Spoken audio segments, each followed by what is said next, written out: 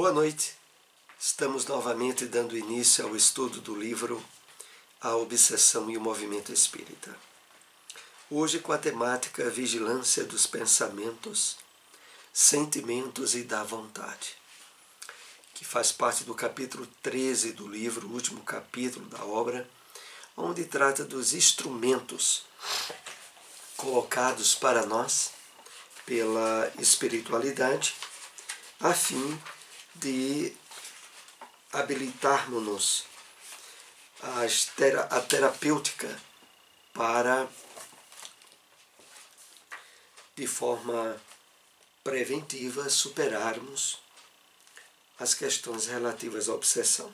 Então, os recursos terapêuticos, nós aqui falamos sobre a oração, falamos sobre a evangelioterapia, falamos sobre a prática do bem, e hoje nós iremos abordar a temática vigilância dos pensamentos, sentimentos e da vontade, que dá prosseguimento a essas terapêuticas.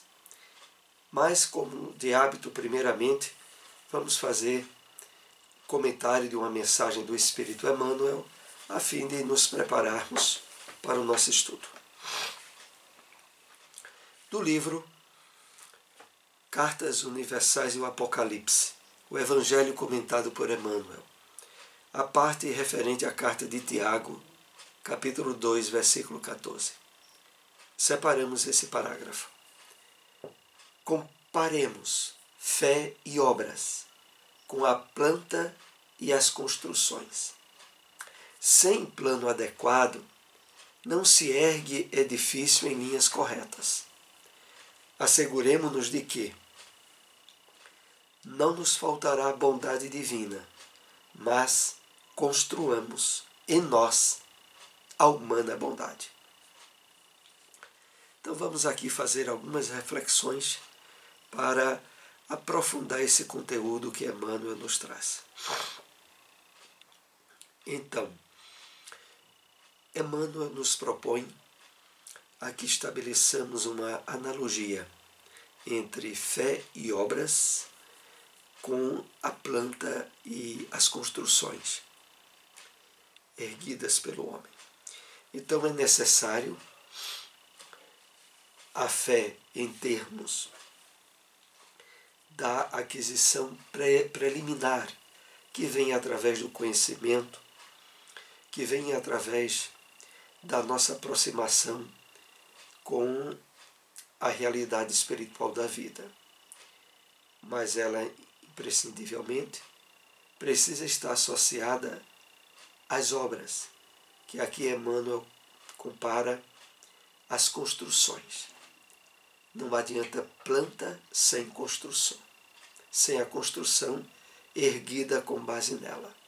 Do mesmo modo que não adianta a fé sem que haja as obras que consubstanciem, que torne realidade, de fato, o objetivo da fé. Então ele continua dizendo, sem plano adequado, não se ergue edifício em linhas corretas. Sem haver a conquista do conhecimento integrado à fé, as obras se tornarão normalmente atrapalhadas, confusas. E ele prossegue. Asseguremo-nos de que não nos faltará bondade divina, mas construamos em nós a humana bondade. Aqui Emmanuel usa um recurso de linguagem a nos convidar a profundas reflexões. Através da fé, nós sabemos do amor e da bondade do Pai. Mas é imprescindível que façamos a nossa parte em termos de aproveitamento desse amor, vivenciando através das nossas ações e interferências no mundo material.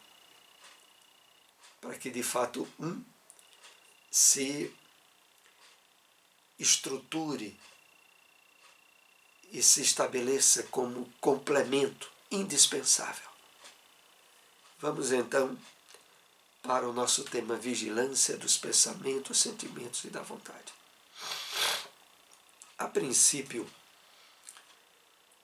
nós iremos perceber nos primeiros slides uma referência ao amor que pareceria não estar tão associado à questão do vigiai e orai, da vigilância dos pensamentos.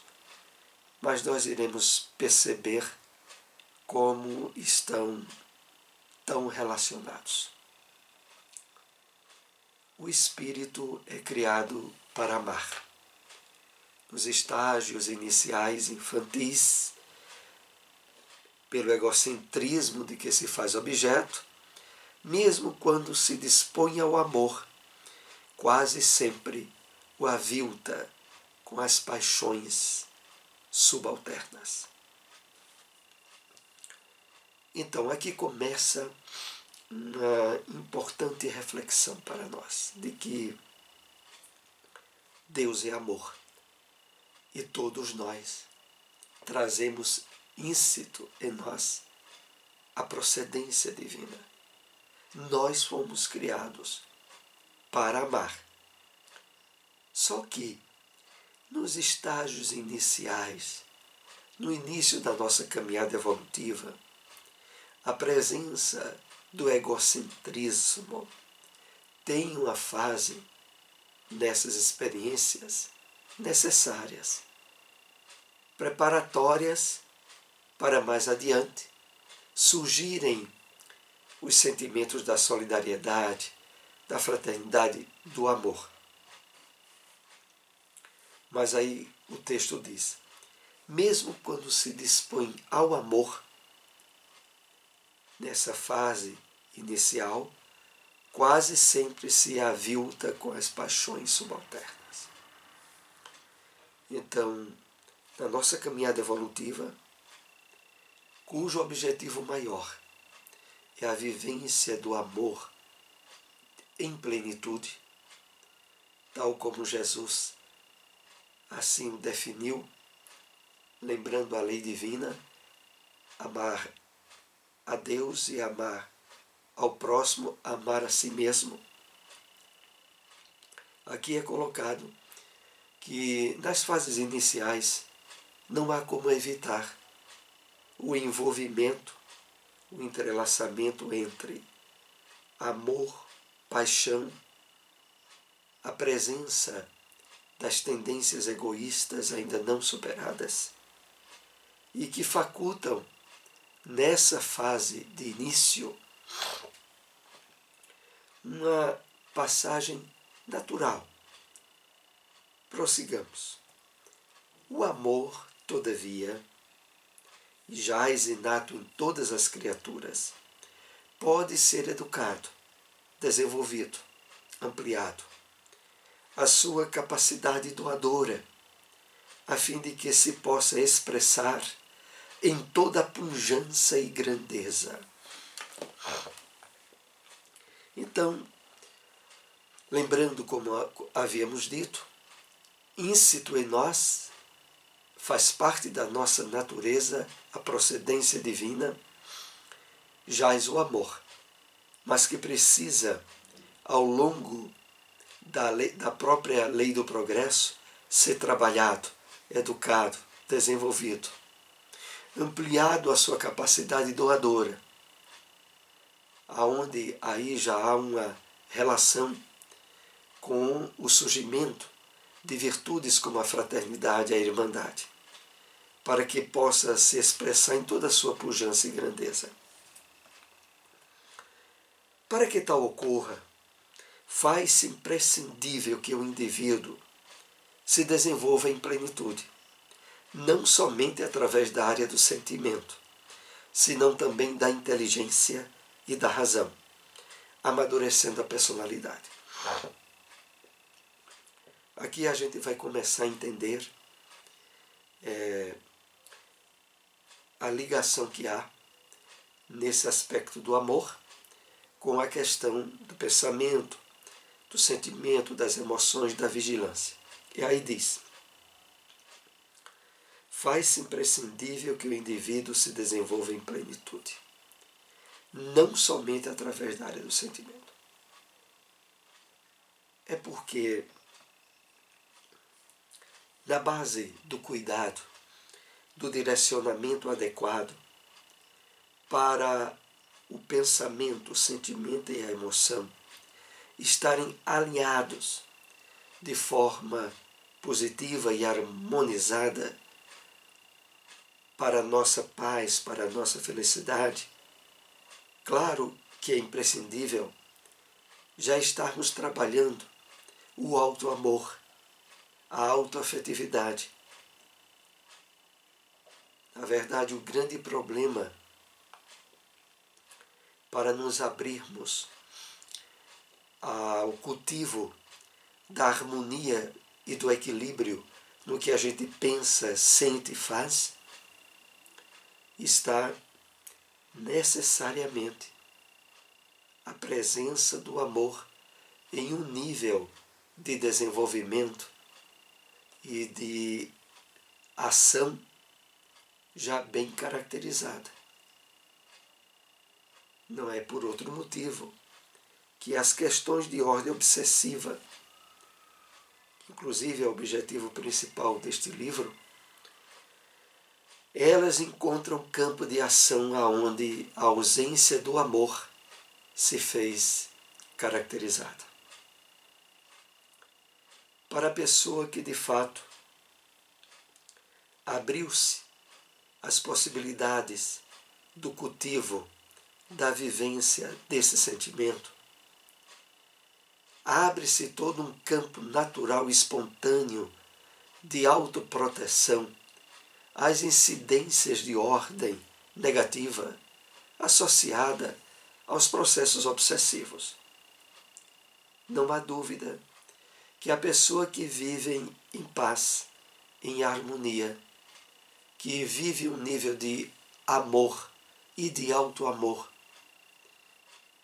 bem desenvolvido, há um bloqueio natural às interferências de ordem negativa, de desequilíbrios e de sofrimentos provenientes de nossos irmãos, encarnados ou desencarnados.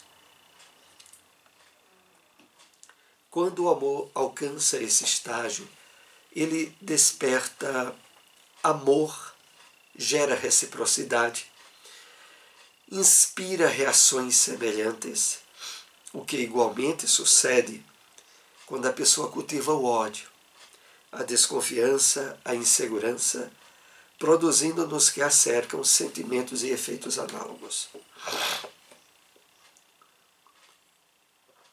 Então, aqui é bem claro a questão. A qualidade de sentimentos e de emoções que trabalhamos conosco mesmo repercute na qualidade de sentimentos e emoções que percebemos os outros nos tratarem. E é por isso que as pessoas que habitualmente cultivam emoções de desequilíbrio, associados ao ódio, à mágoa, à possessividade, ao ciúme, tornam-se provocativas a receberem dos outros aquilo que ela oferece. E não precisa nem lembrar que é desse modo que se dão as incisivas de ordem obsessiva.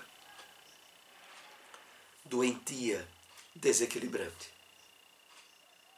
As portas se abrem às influências espirituais obsessivas na medida em que nós vivenciamos certo nível de autodesamor, de baixa autoafetividade. Com uma tal capacidade interior de amar, não há como agasalhar as induções perniciosas dos perseguidores desencarnados, que são rechaçadas pelo otimismo, pela reflexão e segurança emocional. Então aqui é colocado de forma bem clara. Se estivermos trabalhando bem o auto-amor, o amor interior em nós, não há como agasalhar as induções perniciosas, doentias dos espíritos desencarnados. Sobretudo porque eles não encontrariam em nós campo de aderência às vibrações perniciosas que poderiam nos trazer, que são rechaçadas pelo otimismo, pela reflexão e segurança emocional. Aqui bem colocada, rechaçadas, destruídas, aniquiladas pelas qualidades de emoção superior que estejamos trabalhando conosco mesmos. Os indivíduos tombam nos processos variados de alienações obsessivas porque se descuidam da observância espiritual da existência, mediante atitudes salutares, comportamento equilibrado, vida mental enriquecida pela prece e pela reflexão. Esses instrumentos que temos trabalhado em forma terapêutica a questão obsessiva em nossos últimos encontros. Realmente, na medida em que nós estamos atentos a um nível positivo de auto-amor, de autocuidado consigo mesmo, a utilização de recursos como a prece, a reflexão, o cuidado com a qualidade do alimento mental que recebemos, que absorvemos, é todo um conjunto que vai trabalhando junto para que haja um bloqueio natural e forte em nós mesmos às insinuações de ordem obsessivas.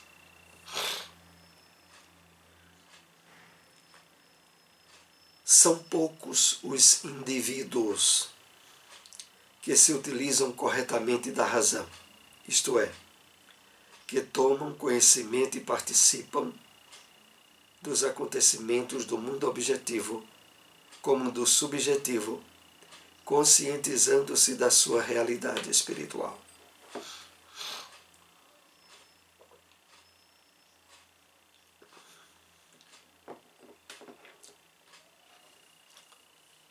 De fato, aqui é onde se coloca plenamente aquela observação do apóstolo Paulo. Se vivemos em espírito, hajamos, atuamos como espírito, com consciência desperta em termos de realidade maior.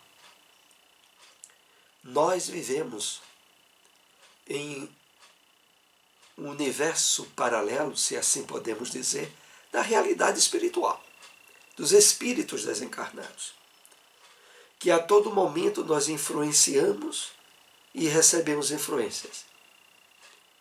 Na medida em que a atenção e o cuidado para essa nossa realidade estiver atuando no nosso dia a dia, com a consciência associada a isso no que nós pensamos e sentimos,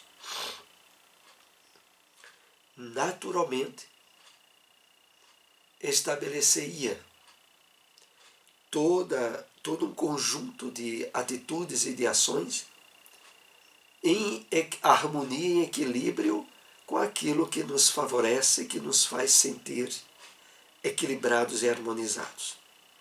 Então, a questão toda é que a grande maioria da humanidade não tem consciência da sua verdadeira natureza. E por não ter essa consciência, vive de forma sem que se perceba, num nível de desamor, de desequilíbrio, que a todo momento é favorecedor das insinuações obsessivas, das aberturas fácil desequilíbrio que vive no dia a dia, a intromissão de ordem obsessiva.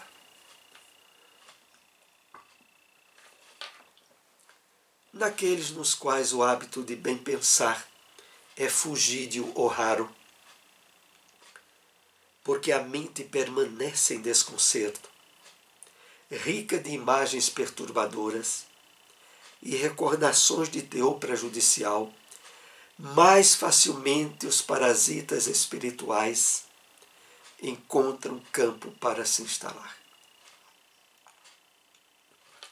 Então, para quem vive sem o esforço, sem o trabalho de direcionamento e de qualificação do que ele pensa, do que ele sente, do que ele faz no dia a dia, se isso não acontece, facilmente abre-se portas aos parasitas espirituais aqui. Parasitas, entendamos, como resultado das vibrações de desequilíbrio e de doenças associadas aos espíritos sofredores e desequilibrados, ao criarem um convívio perturbador e próximo a nós. Então, a advertência que aqui fica bem colocada é: pense no bem, habitue-se a ter bons sentimentos e emoções. Siga a regra colocada pelo apóstolo Paulo na carta aos Filipenses. Tudo que é bom, tudo que é de boa fama, tudo que é honesto. E numa sequência que o apóstolo Paulo coloca sobre a expressão frutos do Espírito, nisso pensai. Habituai-vos a cultivar esse tipo de pensamento, porque eles são verdadeiros antídotos às questões espirituais nocivas ou perturbadoras. A vontade disciplinada e o hábito da concentração superior armam o homem para e contra 1000 vicissitudes que defronta na sua escalada evolutiva. É o roteiro que vai sendo trabalhado constantemente conosco ao longo desse estudo. Assumir a diretriz, a vontade no que pensa, no que sente e no que faz. Ser, de fato, conscientemente responsável por isso. Arma o homem contra 1000 vicissitudes. 1000 enfrentamentos, dificuldades, mudanças que surgem na sua vida durante a sua escalada evolutiva. Cabe ao homem que pensa dar plasticidade ao raciocínio, ampliando o campo das ideias e renovando-as com o aprimoramento da possibilidade de absorver os elementos salutares que o enriquecem de sabedoria e de paz íntima. Então, agora aqui é colocado para nós o passo seguinte. Cabe ao homem que pensa dar plasticidade, ou seja, modelar, tornar realidade, ampliando o campo das ideias e renovando-as com o aprimoramento da possibilidade de absorver os elementos salutares. De fato, o verdadeiro alimento para o nosso espírito se dá através das conexões mentais, emocionais que vivemos ao longo do dia a dia.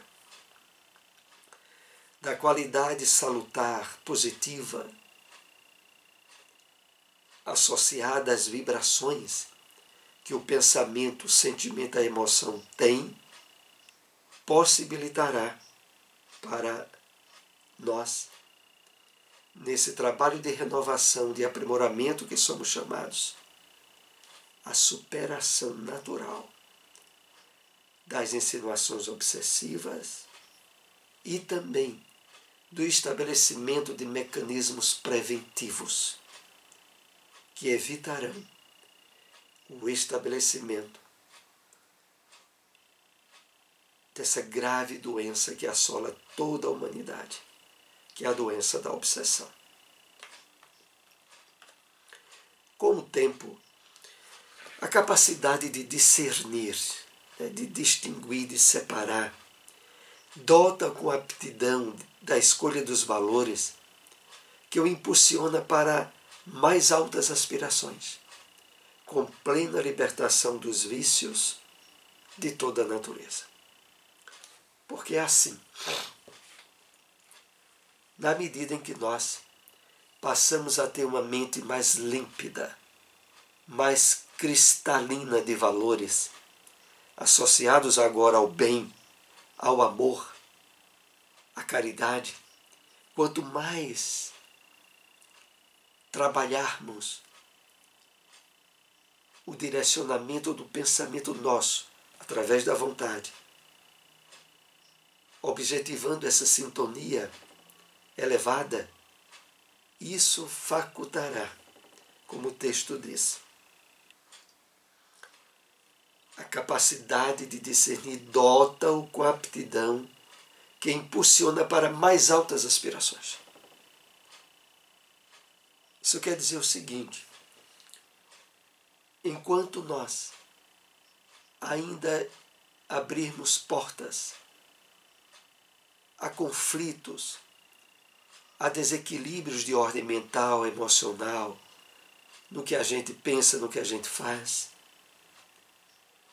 gera uma espécie de bloqueio que dificulta o acesso nosso a possibilidades e despertamentos em termos de conquistas espirituais que só se tornam possíveis na medida em que efetivamente tivermos trabalhado um campo ideal, mental, psíquico, emocional, espiritual de equilíbrio, de calma, de paz. A partir desse ponto,